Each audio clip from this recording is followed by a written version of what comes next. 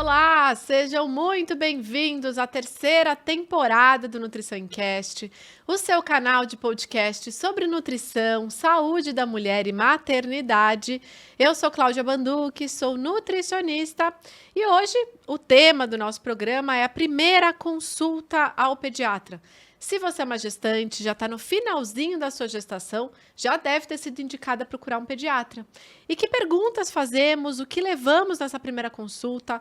Para essa e todas as outras dúvidas, eu estou recebendo aqui no Nutrição em Cast o Dr. Pedro Trava, que é pediatra e especialista em pediatria pelo Instituto da Criança da USP. Doutor, seja muito bem-vindo ao Nutrição em Cast. Esse tema foi muito requisitado aqui no nosso programa, por isso, muito obrigada pelo convite, pela presença e seja bem-vindo ao Nutrição em Cast. Eu que agradeço, Cláudia. É um prazer sempre trazer informação.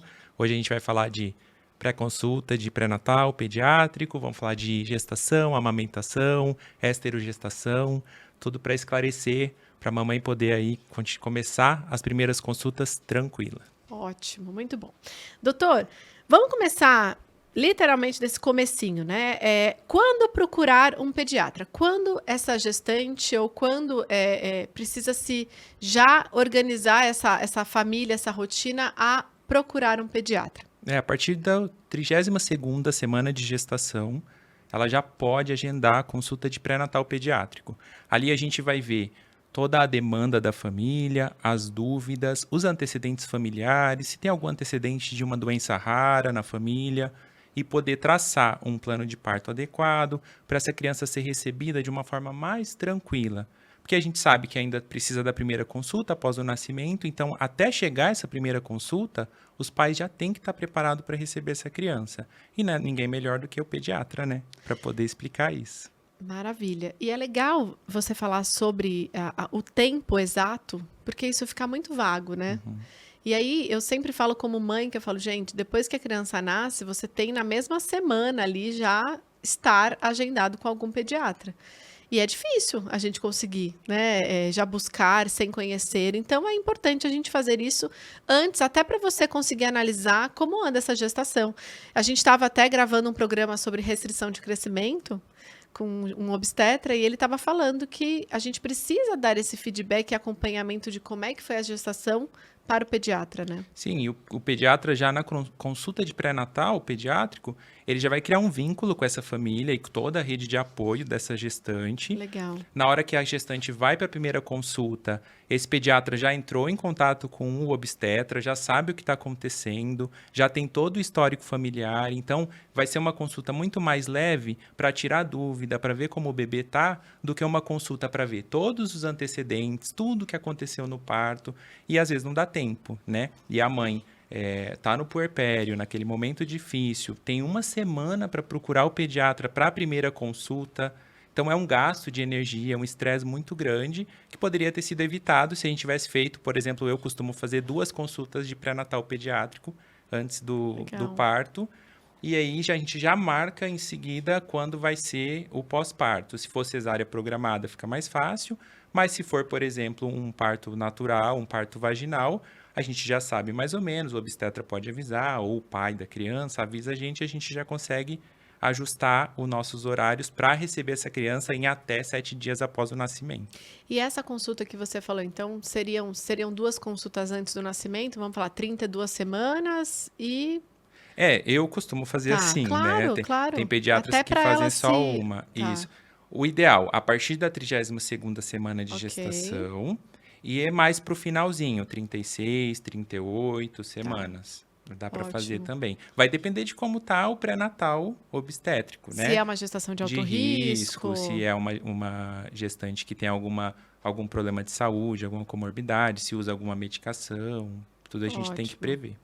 E o que levar, né? Porque pensando nessa mulher que acabou de ter um neném, cabeça a mil, puerpério, precisa tirar essa criança de casa, levar no pediatra, o que elas não podem esquecer, né? O que levar nessa primeira consulta mesmo fisicamente, assim, para apresentar, além do bebê, né? O bebê. Esqueci o bebê em casa, mas trouxe toda a papelada. Olha, acontece. Já aconteceu. Não duvido, tá? Mas eu não julgo, porque é um momento de muito cansaço, né? Se a a mulher ela não tem uma rede de apoio muito bem estabelecida, pode acontecer, né? Com certeza. Mas, assim, todos os documentos que a maternidade entregou. Então, quando o bebê nasce, a maternidade entrega todos os documentos. Essa pasta tem que ir para o pediatra.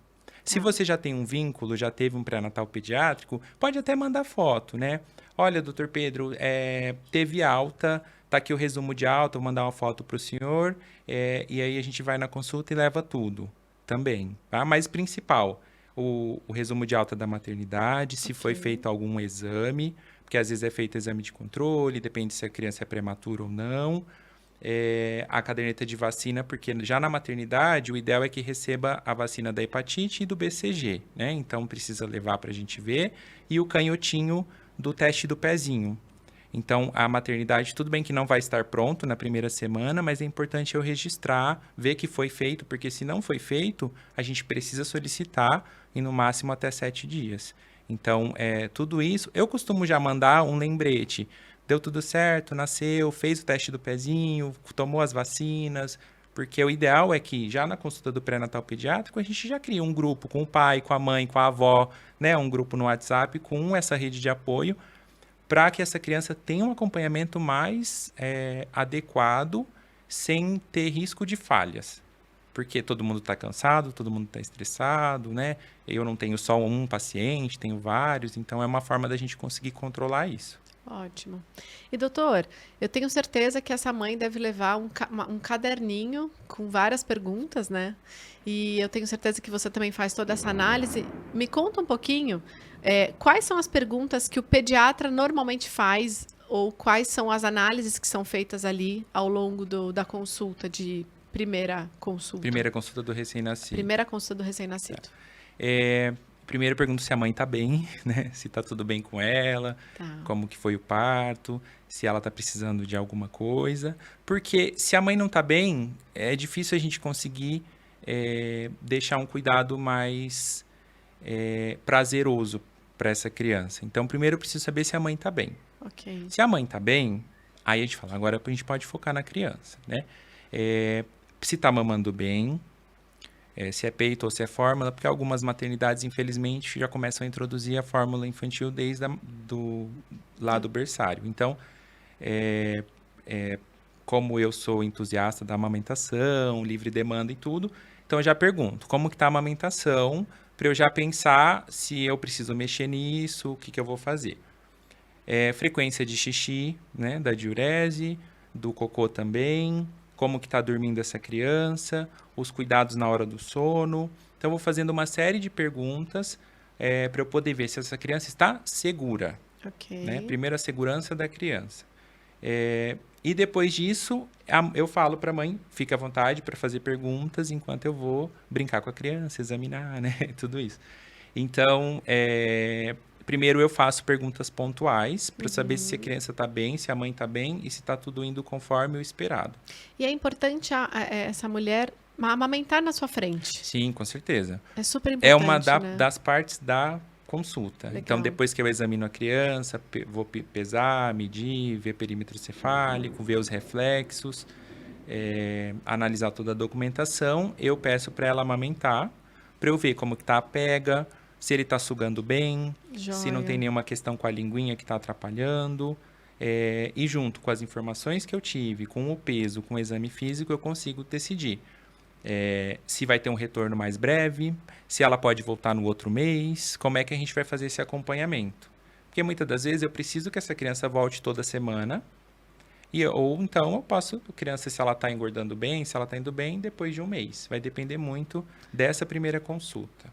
Não tem uma regra sobre os retornos. Pelo menos a cada 30 dias. Isso. A regra até os 6 meses, 30 dias. Ok. Dos 6 meses até um ano pode ser cada 2 meses. Eu prefiro cada 30 dias. Ok. A partir de um ano, cada 90 dias. Mas eu prefiro cada 60.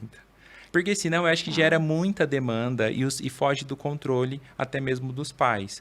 Então, como até um ano essa criança ela tem um desenvolvimento mais acelerado, eu prefiro vê-la todo mês, para eu poder já ir tirando as dúvidas e ajudando a direcionar os estímulos que essa criança precisa receber. Eu acho 2 meses muito distante para eu conseguir identificar algum atraso e não vai dar tempo dos pais se organizarem para estimular essa criança. Eu penso assim. E eu acho que essa primeira consulta do recém-nascido, ela é muito, de fato, visando o estado geral da família, né? Nessa primeira semana, Sim. com esse novo membro em casa, né? Ainda mais se for o primeiro, né? Quando é o primeiro filho, o primeiro neto, o primeiro sobrinho, Nossa, é um pouco o grupo mais, do WhatsApp fica grande, é um pouco né? mais dramático. Mas assim, como a gente tem uma consulta de pré-natal pediátrico já definida, a primeira consulta fica mais fácil, porque eu já sei quem é a rede de apoio, já sei o que eu tenho que ficar de olho nos riscos. Tá. Então ela fica um pouco mais livre para a família tirar as dúvidas. Quando não tem a consulta de pré-natal pediátrico, ela é um pouco mais morosa na questão de eu precisar saber todos os antecedentes para poder organizar e pensar. Então, às vezes eu peço para voltar depois, menos de uma semana, para poder eu reavaliar outra vez. Porque eu não tive o pré-natal para poder me organizar e organizar com a família. Né? E tem algumas dicas, doutor, que para quem está assistindo, que vai passar no pediatra, quais são as perguntas cruciais que essa mulher precisa contar para esse médico? O que ela precisa perguntar? Se está engordando bem, quantos gramas por dia está engordando, se a pega está adequada. Amamentar na frente. Amamentar na frente.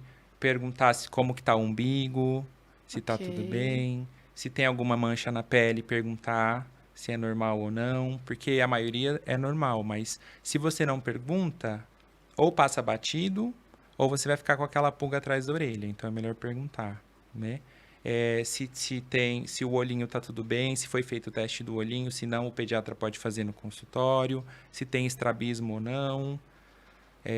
E a segurança do sono, como que ela faz para deixar para a criança dormir de forma segura, né? Porque a gente sabe que os berços hoje em dia vêm com um monte de adereços e não pode pôr nada daquilo, né? Então, é bom a criança perguntar. fica com um espacinho minúsculo, com tanto de almofada que tem em volta e o do risco de berço. sufocamento é muito grande. Então, precisa ser um colchão rígido e só o lençol bem esticado. Só isso.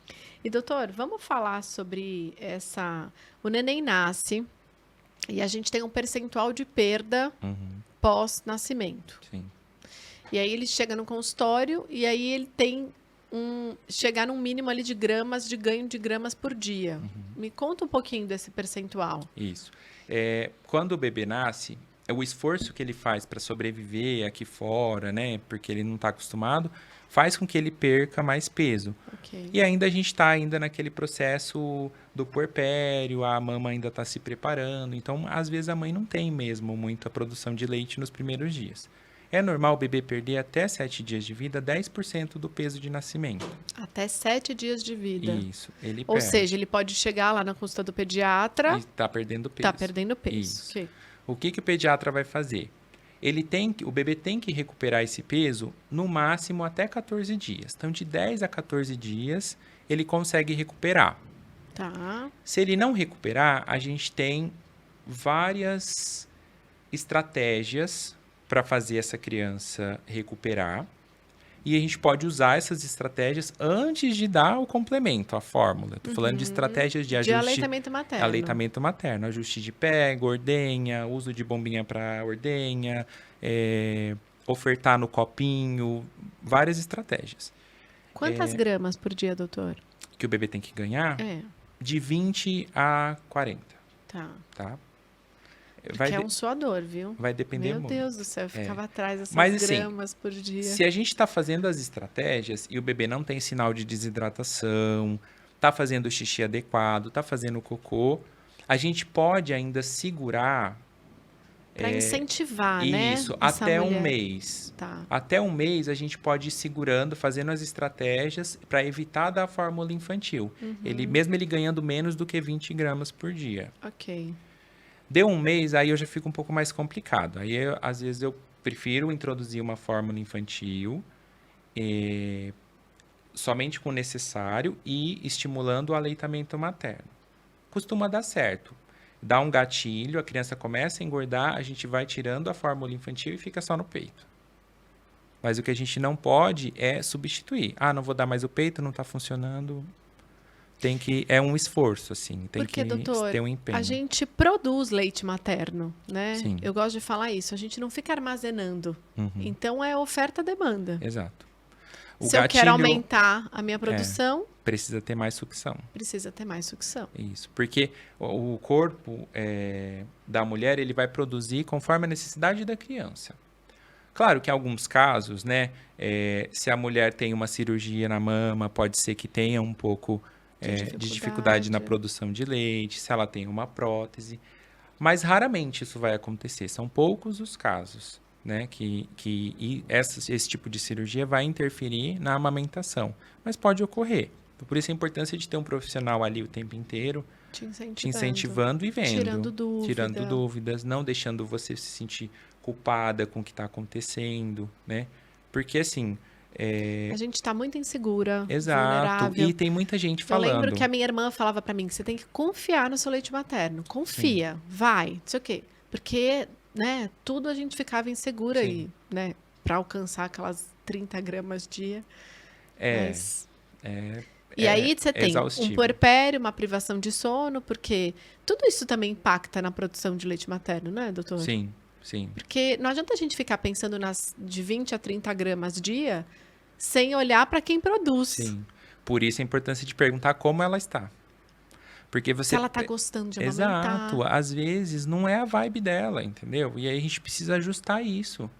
Porque você não pode julgar. Né? Eu não vou julgar uma mãe que não quer amamentar, mas eu preciso orientar ela dos benefícios, dos riscos e como a gente vai lidar com isso. Porque não é todo mundo que quer amamentar. Né? Não é todo mundo que está disposto a passar pelo que precisa se passar para conseguir a amamentação. Exato. E você ter um profissional qualificado que está do seu lado faz toda a diferença. Porque muitas vezes essa mulher ela não queria mesmo, ela não quer amamentar. Mas se ela tem alguém capacitado que faz com que isso se torne menos pesado, menos culposo, talvez ela vai amamentar. E aí quem vai ganhar é a criança, né? Então, se for só mais um pediatra, ou cada mês passa em um, porque acontece, dá mais confusão também, né? E aí cada um pensa de um jeito, cada um estudou numa escola, cada um tem uma ideia de um estilo de vida. Aí varia, né? E você percebe na sua prática clínica que o que falta inicialmente para essa mulher vestir a camisa do aleitamento materno é orientação. É acompanhamento. Eu acho apoio, que é confiança. Confiança e rede de apoio. Rede de apoio. O que eu percebo é que muitas mães não têm rede de apoio. Então, fica muito difícil para ela dar conta de tudo que está acontecendo no corpo dela e na criança, na casa dela, sozinha. E ainda tem essa responsabilidade de produzir leite. E ainda sendo culpada, porque assim, a família vai julgar, a mãe dela vai julgar, a sogra vai julgar, a irmã... Né? Não, e doutor Pedro, eu falo isso muito, já falei aqui no programa, que depois que eu fui mãe, eu detesto a palavra instinto. Detesto. As pessoas acham que... Fica tranquila, Cláudia, vai ser instinto você amamentar. Fica tranquila, não é instinto, não. Você tem que saber amamentar, você tem que saber... tem que estar preparada. E eu falo isso muito para as minhas gestantes, né? De que quando tá chegando perto, elas só ficam falando de parto, mas eu falo, hoje em dia tem a golden hour, né? Então, essa criança na primeira hora precisa ir pro peito. Você já estudou? Você já sabe? Já tirou dúvida? Você já... E ela tem que... Por isso a importância da consulta do pré-natal pediátrico também, porque ela tem que ir para a maternidade preparada. Porque existe tanta violência obstétrica e tanta violência com o bebê também, que se essa mãe não está preparada... Não sabe o que o neném vai passar. Ela não sabe o que está acontecendo. Ela não sabe, às vezes pega a criança, leva, aí faz um monte de coisa que não precisa com a criança, porque muitas das vezes eu quase não faço sala de parto. Eu não sou neonatologista, então é casos muito especiais que eu faço sala de parto. Então, se essa mãe não está orientada e a rede de apoio, porque o pai vai assistir, ou a outra mãe vai assistir, ou a avó vai assistir o parto, pode acontecer muita violência. Né?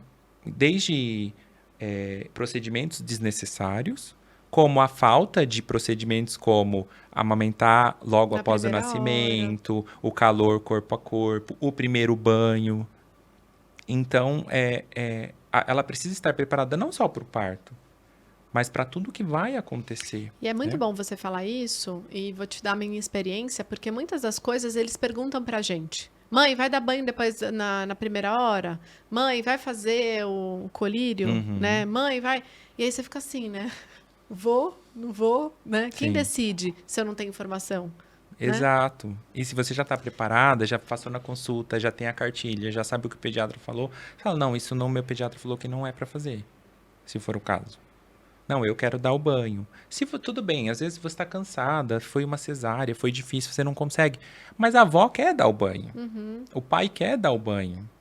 Né? Sabe, assim, aí vai uma pessoa estranha. Tudo bem, é um funcionário, vai fazer tudo direitinho, mas a criança sente. A criança, ela precisa desse carinho. E aí, voltando ao aleitamento materno, tem algumas. Você falou que tem que a rede de o apoio, que é o que mais impacta, que mais influencia, mas a gente tem umas fases, né, de produção de leite materno, né? Isso é uma coisa super curiosa quando a gente atende mulheres em pós-parto, porque acha que a mama vai encher, vai vazar, né? E tem mulheres que têm e tem mulheres que não. E no início normalmente isso não acontece, né, doutor? Não, demora um tempo para o corpo entender, porque é tudo sistema nervoso, né? Uhum. Então, até a gente ter a descida desse leite, primeiro é o colosso, então leite mais ralo, mas ele é muito rico em imunoglobulinas. Só que talvez ele não vai saciar tanto a criança. Então, até essa mãe ter uma produção plena de leite, por isso que a criança também perde um pouco de peso no início, né? Porque essa mãe, ela tá ainda acostumando. Se for cesárea, a chance de ter uma produção de leite inferior no início é maior, por conta da liberação de ocitocina. Então, no contexto geral, os primeiros dias é bem complicado, o primeiro mês é bem difícil, porque precisa de muito estímulo, né? Muita ajuda. Às vezes a criança está um pouco mais preguiçosa. Então, é natural essa produção ela ir aumentando gradativamente conforme vai passando esse tempo essa mãe continua os estímulos, continua ajudando essa criança a sugar, né? E essa criança vai crescendo e vai aprendendo, né? Porque é Sim. o que eu falo, a gente nunca deu de mamar, sendo uma gestante de primeira viagem, e a criança nunca mamou. Então é todo mundo aprendendo Sim. junto, né? E cada aleitamento materno vai ser diferente. Com o primeiro filho, com o segundo filho, com o terceiro filho. Sempre vai ser único. Nunca vai ser a mesma fórmula. Vai ser sempre diferente. Que você fala adaptado a Sim, essa porque criança. cada gestação é única, cada ser humano é único, Uhum. cada bebê é único. Então não adianta você falar, nossa, na minha primeira gestação eu amamentei super bem, na segunda vai ser super fácil. Às vezes não. Às vezes você está em outro momento da sua vida, você está em outro. Isso é Né? verdade. É Vou dedar a difícil. minha irmã, porque a minha irmã na terceira gestação a que teve mais problema para amamentar foi na terceira. Olha que Uhum. curioso, doutor. A minha Isso mãe, é. minha mãe na primeira, com a minha irmã mais velha, ela não conseguiu amamentar. Foi muito difícil. Já comigo, nossa, até de ponta cabeça. Então, assim, varia muito. Não dá pra. Não é uma regra, E né? quando não pode amamentar? Essa mulher, de fato, pode ter produção de leite e tal, mas ela não pode amamentar. As únicas contraindicações absolutas é mãe portadora de HIV e HTLV. São duas O que é HTLV? também é uma infecção por vírus. Tá. Então, se ela é portadora dessas duas doenças, ela não pode. As outras podem ser, não são absolutas. Então, precisa ser avaliado pelo pediatra, né? Se está usando alguma medicação, se está com a depressão pós-parto, se está com alguma doença grave. Aí precisa ver se está fazendo quimioterapia, radioterapia, aí precisa ser visto. Aí não dá para falar que é uma contraindicação absoluta. E vamos falar um pouquinho sobre alguns problemas que a gente tem no aleitamento materno. A mastite, né? Vamos entrar nesse contexto, até para essa mulher também, assim, saber que isso pode acontecer, né? Como prosseguir, entra ou não entra com antibiótico, faz massagem na água quente ou na água gelada. Tire nossas dúvidas, doutor. O que mais ocorre é a ingurgitação, que fala, que é quando quando os ductos ficam entupidos, então a obstrução dos ductos mamários, e aí a gente precisa fazer massagem, ajudar esses ductos a liberar. Aí pode fazer a compressa morna para ajudar esses ductos a liberar. Quando isso começa... Por que eles entopem? pela vida, né? Não tem nada Às vezes é uma produção muito muito grande. grande, Tá. não tá dando a vazão adequada, o bebê não Ok. consegue mamar tudo, então a mãe ela precisa ajudar extraindo, não pode ficar leite Ok. parado ali, porque aí Tá, ó, pode importante. ter a obstrução. Então, Tá. se perceber que tá ficando muito duro, muito cheio, e o bebê tá engordando bem, tá mamando, mas tem muito, o que que você faz? Busca um banco de leite para doar, né? Porque você não vai Por jogar favor. fora. Aham. Então, você pode extrair esse leite, ordenhar, colocar no congelador se você quiser guardar para o bebê, para o seu filho mesmo, ou então banco de leite, para ajudar quem precisa, inclusive as que têm as contraindicações, né? Então, tem mães que não conseguem amamentar, mas o ideal é que os bebês possam receber um leite materno de qualidade, né? E se fica esse ducto obstruído, pode dar mastite, então a inflamação, que também não... a mãe pode continuar amamentando mesmo com mastite, só em casos muito graves, se tiver um abscesso mamário, coisas mais assim, que a gente pode ser que não deixe amamentar, mas na maioria dos casos a gente E libera. um dos sinais, então, da mastite é essa mama muito cheia. Quando você começa a perceber que ela tá muito cheia. Isso não é bom. Quando ela tá ficando muito Muito cheia, dói, Tá. né? E começa a ficar mais dura. Porque daria para evitar a mastite, vamos dizer Dá. assim. Dá. Você precisa esvaziar essa mama. Essa mama ela não pode ficar com leite preso lá dentro, leite retido. Precisa esvaziar. Isso desde sempre. Sim. O bebê, geralmente, quando ele tá um pouquinho maior, ele esvazia. Até porque ele precisa mamar esse leite posterior, Volume né? maior, né? Isso. Então, a ideia é o quê? Você deixa o bebê esvaziar um peito primeiro, para depois passar para o outro. Então, ele vai mamar. Antigamente contava um tempo, né? 5 minutos, virava outro. Não, Ainda isso bem que o som mudou. Precisa esvaziar. Por quê? Porque ele vai mamar o leite, o primeiro leite, que tem mais imunoglobulinas, é um leite assim com mais anticorpos. Tá. E vai mamar esse leite posterior, que é um leite mais gorduroso, que é um leite que vai ajudar o bebê a engordar. Tá. Então ele precisa esvaziar a mama. Esvaziou, ainda tá com fome, passa para outro lado. Se ele não terminar, você pode ordenhar. Ordenha, guarda, congela. Ou Isso é uma doa. coisa importante, porque então o ideal é a gente esvaziar as duas mamas. Sim. Desde pequenininho. Sim. Agora, assim, se você tá num processo, né? O bebê mama de hora em hora, livre demanda, a hora que ele quer, você não vai toda vez que ele mamar esse lado esvaziar esse, Não, porque daqui porque a não pouco vai ele ter. vai querer de novo e você não vai ter. Então, é assim, só se você tá ficando muito tempo com a mama cheia e o bebê não tá, né? Dando conta. Ou é muito leite mesmo, né? Muito leite. Aí precisa esvaziar. Mas geralmente o que Mas ocorre? esse muito leite não vem no começo, né? Não, Não, depois né? de um mês, 2. Porque senão... E também essa coisa de... Pelo menos eu, quando estava amamentando, não tinha tanto essa coisa da mama tão cheia, mas quando eu estava amamentando, eu já senti o leite descendo. Começava, Sim. Aí vem Incrível. enchendo, Ou quando o bebê chora, né? Ou quando tá dando horário. Você já começa a vazar. Sim. Ou às vezes tá dando um lado, tá vazando do outro. Mas isso não é no começo, de jeito nenhum. Não, os primeiros 15 dias é bem difícil. Bom, aí, aqui tá uma das próximas perguntas que eu falei é sobre os problemas de tirar o leite em casa se essa mulher se ela quiser começar a armazenar o leite. Como é que a gente orienta essa mulher sobre o armazenamento de leite? Precisa de os frascos adequados, então higienizados, esterilizados. Pode até ser frasco de vidro de molho de tomate, não tem problema, mas precisa ser esterilizado. Ah, legal. E aí você põe no congelador. Hoje em dia já vende os potinhos, né, com os mls, e também você pode comprar saquinhos. Tem uns saquinhos também que você pode comprar, fica mais fácil de congelar. Quando você compra aquelas bombinhas, vem alguns saquinhos, né? Isso. E como é que você armazena? Se você for usar no mesmo dia, você pode deixar na geladeira de 9 a 12 horas. Na geladeira. Se você não for usar durante esse período, você pode congelar até 15 dias.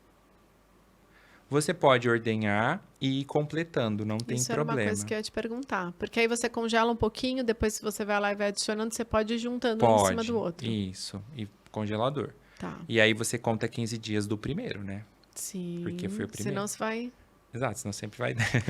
15 dias. Aham, entendi. E se você descongelar para usar, aí tem que usar tudo e descartar o que sobrar. Você falou do banco de leite, aí sendo o banco de leite, eles vêm, recolhem na sua casa, Isso, congelado. Não, isso. congelado. Depende, mas geralmente Do... sim. Eles dão os frascos deles, você coloca, eles passam e recolhem. Aí eles vão determinar com você cada quanto tempo, né? Eles orientam tudo, como você etiquetar, tudo bonitinho. A única indicação para a gente fazer a complementação do leite materno, de fato, seria se após os 30 dias, né, esse neném não consiga alcançar um ganho de peso suficiente. Isso. Tá. Se você percebe que o bebê está tendo sinais de desidratação, não está tendo um ganho de peso adequado, um desenvolvimento adequado, um crescimento adequado, você pode, até antes dos 30 dias. Tá. É que na maioria das vezes eu consigo esse prazo, mas assim, com muito acompanhamento, falando com o pai todo dia, né? Não é algo tão fácil assim. Mas, de preferência, quem indique essa fórmula infantil que seja um pediatra mesmo, que não seja Não a avó, a tia, a vizinha. a vizinha ou Dá leite né? para essa criança dormir a noite inteira. E por que ele dorme a noite inteira? Eu fico estufado. Né? Então, assim, A no composição é início... diferente, né? Tudo bem que Sim. as empresas vêm cada vez mais se aproximando, né? Se a gente for pensar na composição hoje, mas nunca vai ser a mesma coisa. Não, Jamais. jamais. Nunca vai ser. E, assim, é uma molécula maior, então a chance de ter gases, cólica é maior, de ter diarreia é maior, né? Então, se você for pensar no custo-benefício, além de você pagar mais caro, porque o leite materno é gratuito, ainda pode vir com outras questões, né? Desenvolver uma alergia ou apresentar mais cólicas, então você mais noites sem dormir. E sobre as cólicas, doutor? Como é que acompanha? Como é que evolui? Porque esse neném, ele nasce, ele nunca mamou. Sim. Nunca fez digestão, nunca fez o seu próprio bolo fecal, nunca evacuou. Uhum. É um processo, o sistema gastrointestinal é imaturo. Exato. No início, ele Preparar vai... os pais para o choro, vamos dizer assim, ou incômodo. Geralmente o que começa é o incômodo, que a gente chama de disquesia. Então, Disquesia. é aquele processo de amadurecimento do gastrointestinal, a criança ela vai aprendendo o processo digestivo, e aí ela vai apresentar alguns incômodos, que é a disquesia. Então, ela vai se espremer, vai chorar um pouco, vai ficar vermelhinha, mas não é cólica. A cólica, ela começa a partir de 21 dias de vida, terceira semana, pode durar até os 3 meses de vida, às vezes estende um pouco mais, depende de como é a alimentação da mãe e da criança. Mas a cólica é mais desesperador, né? A cólica é dor mesmo, dura mais de 1 hora, é um choro bem inconsolável, é totalmente diferente da disquesia. O que acontece muito hoje em dia são pediatras tratando disquesia, então... ou por falta de informação, ou por falta de paciência, a mãe fala que é cólica, não colhe uma história adequada e começa a dar remédio sem necessidade, né? Se medicou nessas coisas? Isso, Tá. se medicona, probióticos e outras coisas. Mas, na maioria dos casos, o que resolve mesmo a cólica é compressa morna, uma massagem bem feita, uma xantala bem feita, né? Isso vai ajudar mais do que propriamente o remédio. Porque o remédio ele não vai acelerar a microbiota intestinal, não vai... Não. O que vai tirar é a fermentação. E olhe lá. E olhe lá. E no dia seguinte, Sim. tudo de novo, né? Não, e assim, nem estudos suficientes a gente tem, né? A gente tem alguns estudos com um probiótico, mas que ele não resolve em muitos casos. Então, assim, varia muito de criança para criança. Pelas minhas orientações, a maioria dos casos a gente consegue ter uma melhora com a posição, com a massagem, com a xantala, com a compressa morna, do que com medicações.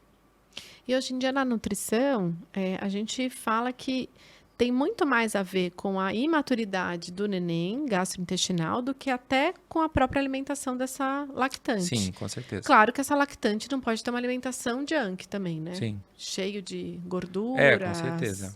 Às vezes, que depende muito da família, do núcleo familiar. Mas tem mães que tomam refrigerante e batata frita todo dia, né?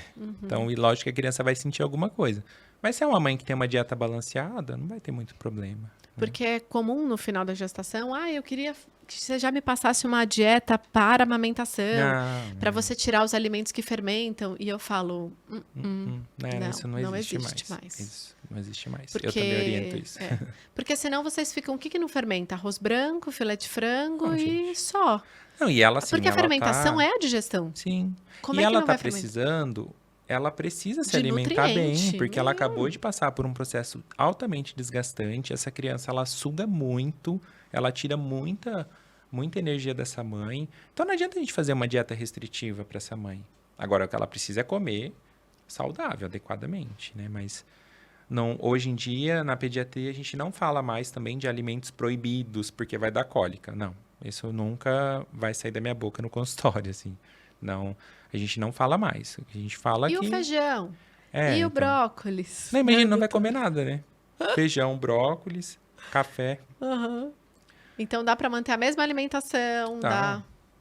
Saudável, né? Saudável, é o que eu falo. Gente, nada substitui um bom prato de arroz, feijão, carne, salada, legume, verdura, e é isso. De manhã lógico. É pão, é queijo, Sim. É um leite, se você tem um hábito, é uma fruta, é uma granola, A gente vai fazer uma dieta mais restritiva se essa criança ela tiver algum problema de saúde, né? Ou a própria... A PLV?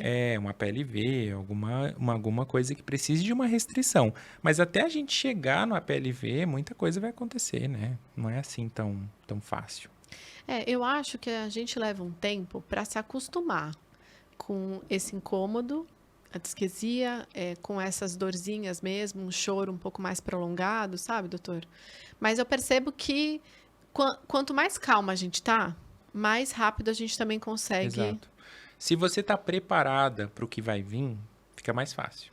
A gente acha que nunca vai estar. Não, mas assim, você já está sabendo o que vai vir por aí. Agora, quando você é pega de surpresa, ninguém te explicou o que é disquesia, ninguém te explicou o que é cólica. E aí você passa uma noite inteira sem dormir. Alucina, né? Alucina, começa a inventar 1000 teorias. E aí o que você vai escutar? A primeira pessoa que chegar e te falar alguma coisa, que vai ser alguém do seu contato social. Seja uma vizinha, seja o porteiro, seja, né, a mãe. As queixas que eu tive mais, assim, no consultório de pós-parto, eu tive uma paciente que me marcou muito, ela me ligou que o neném tava chorando muito e tal, e ela não queria comer chocolate, porque falaram pra ela que ela queria comer um doce, ela comeu quindim. Imagina quantas gemas vai num quindim, mais o açúcar, mais o coco. Era melhor o chocolate. Eu achava que era melhor o chocolate. Então, assim, ela falou, não, eu comi bastante quindim Nossa, e tal. coitada. Então, assim, é isso. E o que eu comento com elas você vai perceber que algumas coisas na sua alimentação, pode ser que potencialize um pouco mais o outro. Só que não retire. Porque você pode até reduzir, mas não retira. Porque se você retirar, ele não vai se acostumar a digerir esse alimento, Exato. Não vai ter contato. É a mesma coisa quando as pessoas falam isso adulto. Eu não como feijão porque feijão fermenta. Aí a pessoa fica meses sem comer feijão e vai lá comer uma feijoada. Cara, vai passar mal. Vai passar mal. Por quê? Então, tem pão. A mesma coisa quando a gente fala de introdução alimentar. Se a gente não aproveitar aquela janela de oportunidades imunológica e a gente restringir, por exemplo, antigamente restringia ovo, né? Nossa, depois dos 9 meses, né? Isso. Agora já... Não, desde começou, tá com sinais de prontidão, já taca ovo na criança. Sim! E arroz, feijão, vai comer tudo. Exato. Se a gente começa a restringir, a chance dessa criança mais pra frente ter uma alergia, uma intolerância ou o que quer que seja, é muito maior. Então, se a gente não aproveitar essa janela de oportunidade que a vida tá dando pra gente, o que a gente vai fazer, né? Mas isso ainda é uma coisa bem curiosa, né? Porque eu acho que a família impacta bastante, né? E como é que os nossos pais aprenderam, como é que nossos avós aprenderam, é muito diferente do que é hoje, né? Na gestação a gente vê isso, na introdução alimentar. Sim. Mas a gente continua trabalhando, passando informação correta, né? Por isso a importância de buscar um profissional que sempre se atualiza, Com que certeza, estuda, doutor. que busca cursos, que está sempre disposto a tirar as dúvidas. Porque a gente sabe que tem profissionais que não gostam muito de tirar dúvidas. Não, eu me formei há 15 anos atrás achando que o ovo aumentava o colesterol, entendeu? Então. Hoje em dia eu já sei que não tem nada a ver, mas era o que se era passado na época. Sim. E tá tudo bem. Hoje em dia o que importa é que eu sei que não tem nada a ver, né? Então, eu acho que a gente precisa, de fato, se Você atualizar. poderia estar há 15 anos atrás Continuando. ainda, né? Tipo, não come ovo. Doutor, vamos falar um pouquinho sobre refluxo, sobre as golfadas, né? Famosas golfadas. Tem criança que golfa mais, tem criança que não golfa. Sim. E Tem criança que é um golfador feliz. tem criança que baba pra caramba, tem criança que não baba. Assim, o que a gente precisa tomar cuidado é se isso está afetando o desenvolvimento da criança ou não. Ok. Então, assim, se é uma criança que golfa muito, que regurgita muito, mas está ganhando peso, está bem desenvolvida, não tem uma irritabilidade, tá tudo bem. Só que ela cheira a golfo, porque ela golfa muito. O que você vai fazer? Nada. É do desenvolvimento dela.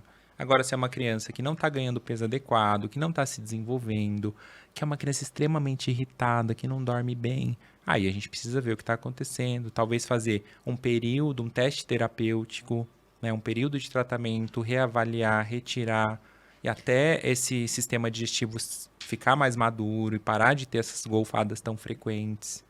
Então, a gente precisa estar ali com a criança, né? Acompanhar essa família para não fazer nada desnecessário. Porque a maioria das regurgitações são fisiológicas, não precisa de tratamento. Porque eu já vi bastante casos de lactantes interrompendo o aleitamento materno por conta das golfadas, Aí né? passa do aquela refluxo. fórmula espessa, AR, né? anti-refluxo, ou agora tem uma espessar, porque tiraram o AR, porque acham que vende mais. E aí você tira uma, só porque o leite materno é mais ralo, né? Eles falam, entre aspas. Mas assim, às vezes a criança vai regurgitar mesmo, e tá tudo bem. A única coisa é que você vai ter que trocar ela mais vezes, vai ter que lavar a roupa mais vezes. Mas aí, gente, cada criança é única, não adianta você querer. Isso pode ser uma imaturidade ainda. Geralmente isso é uma imaturidade. As crianças prematuras, elas têm mais chance de ser bebê regurgitadores. Mas se é aquilo que eu falei, se tá indo tudo bem, O grave é não crescer. não crescer, não engordar. Não engordar. O mais grave é não engordar. Tem criança que golfa pra mamar.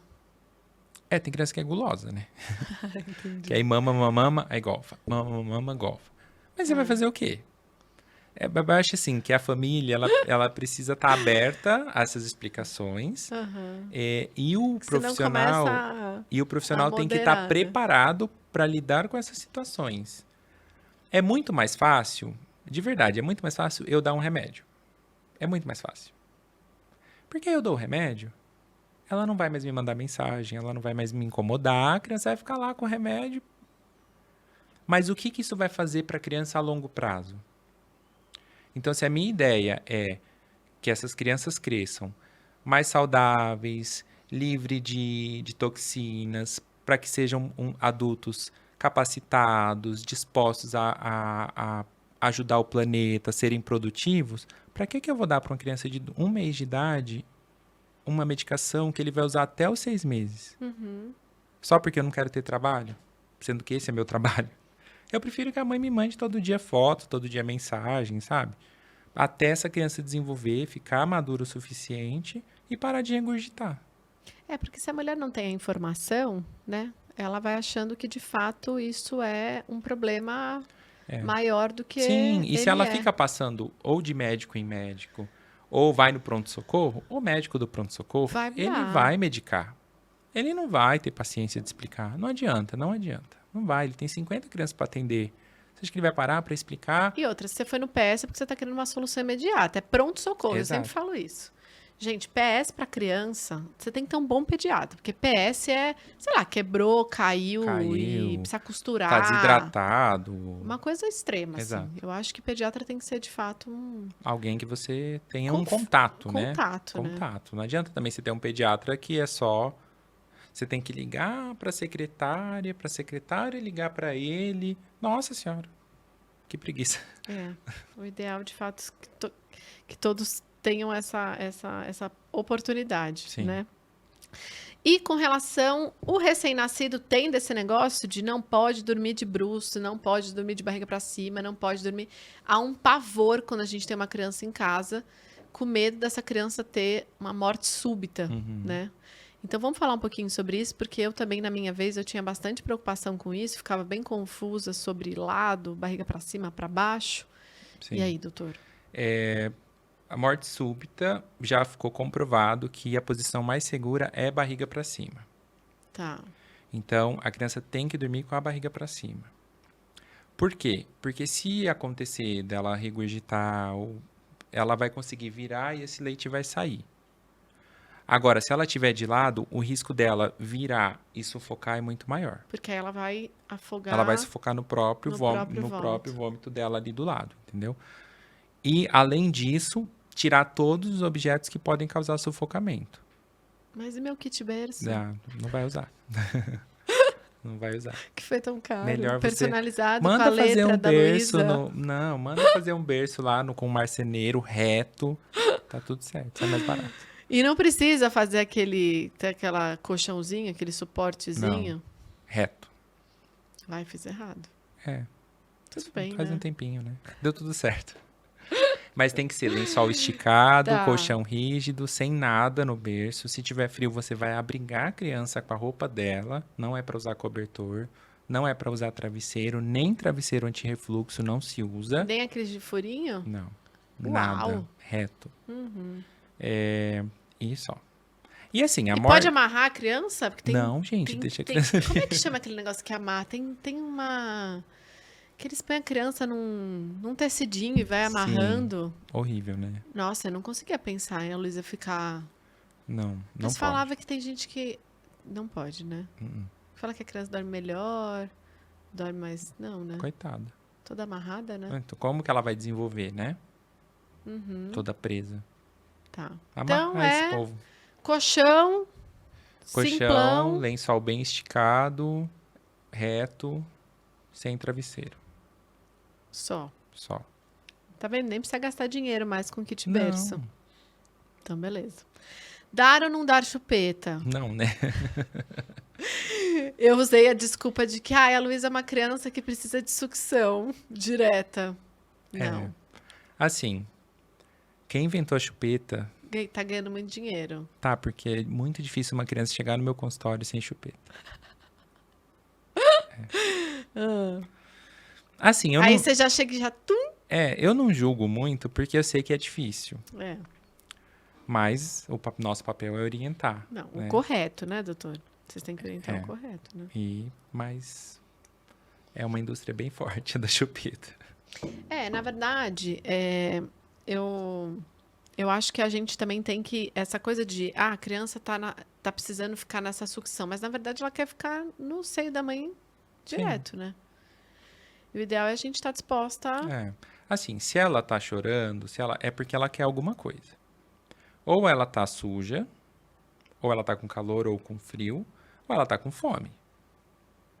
Então, para que você vai dar um objeto que não sai que nada, vai confundir. que vai confundir, que vai fazer com que ela mais para frente tenha mais dificuldade na deglutição, na mastigação, na aceitação alimentar, sendo que você pode pôr ela no seu peito? Uhum.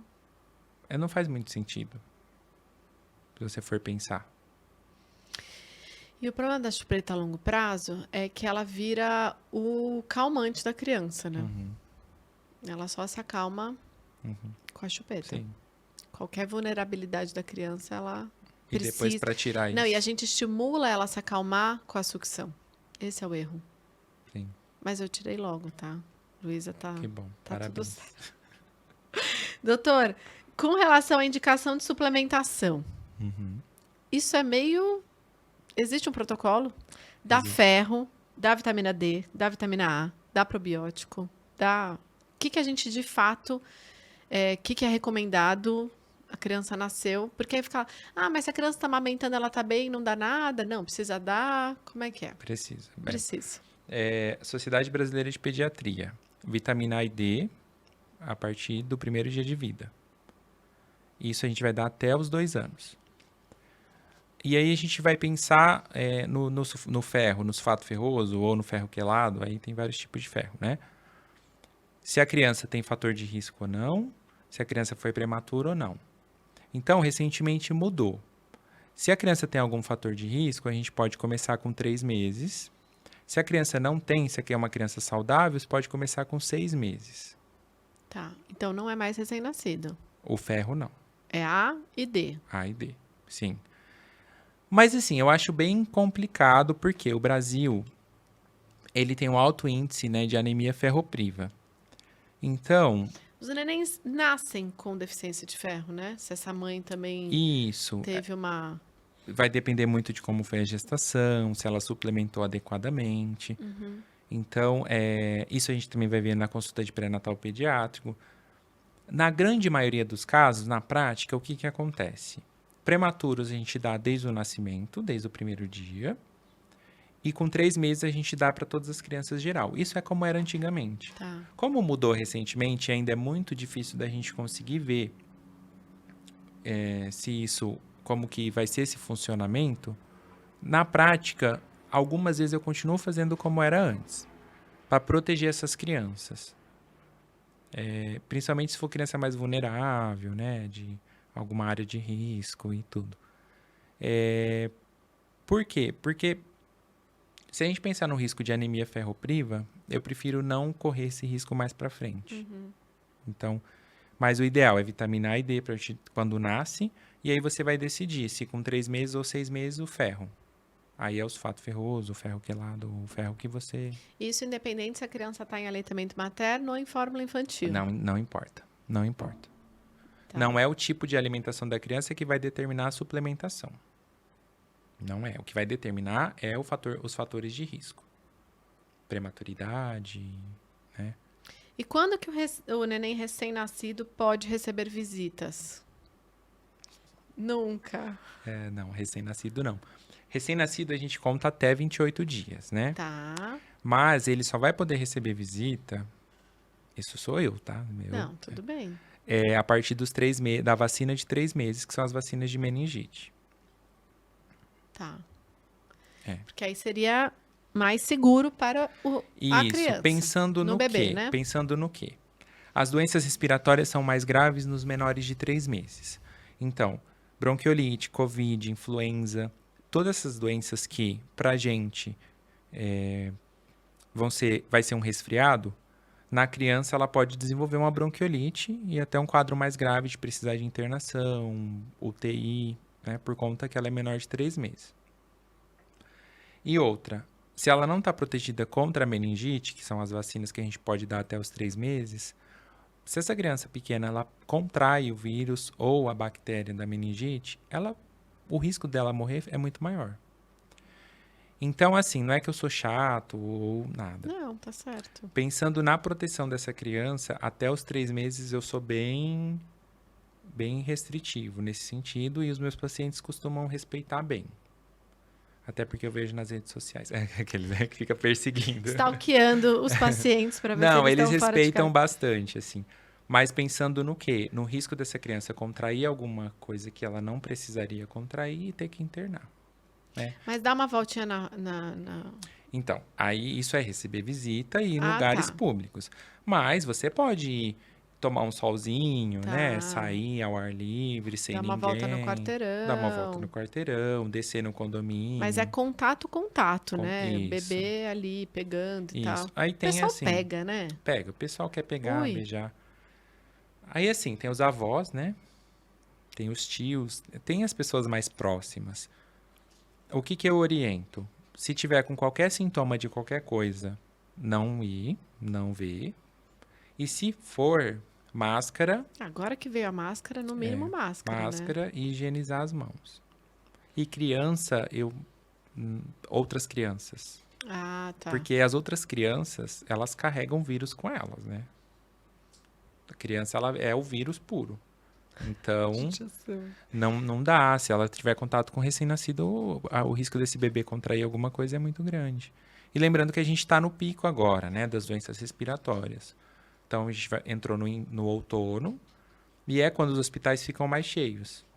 Então, a gente está agora no pico da bronquiolite, das doenças respiratórias, muita pneumonia. Então, tomar mais cuidado. O bebê que nasce agora tem que tomar mais cuidado. E esperar o 3º mês para Isso. ter contato com outras crianças e outras pessoas, outros Vai adultos. ter contato com a natureza, vai num E parque. no hospital, dá para visitar? Porque Não, pra que visitar no hospital? Não. Quem visita no hospital é o médico. O pessoal tem mania de visitar o hospital. É verdade. Eu só vou no hospital pra trabalhar, não vou no hospital pra visitar ninguém, não. Entendi. Não deixa. Tá. Aí faz um monte de lembrancinha, né, pra entregar. Gasta dinheiro com o berço.